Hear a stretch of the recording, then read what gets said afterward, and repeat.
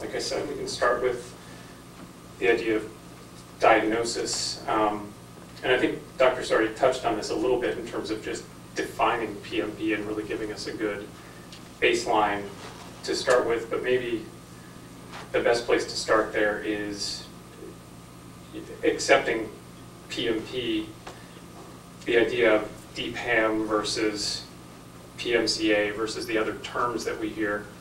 I don't know if one of you want to volunteer to try to help us understand the different degrees or the different grades and sort of how pathologists look at it, or how you define the different grades of PMP.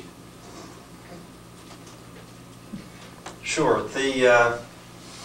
There's some overlap in the terminology, but the pseudomyxoma peritonei term, I think, largely focuses in on this mucus that's in the abdomen that we saw in a lot of the pictures earlier. I'm not sure if people were sort of coming in towards the end, but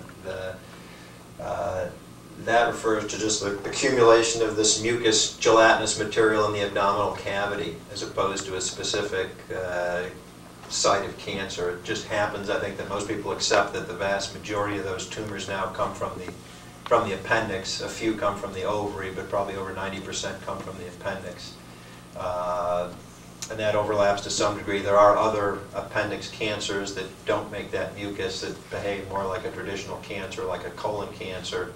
So there's sort of two overlapping groups of tumors.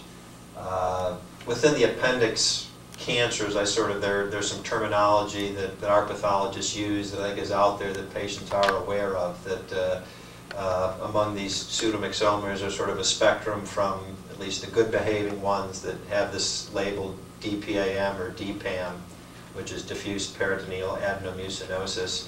And at the other end of that spectrum, those tumors behave a little bit more like a traditional cancer, and the outlook's not as good as it is with the more benign variant.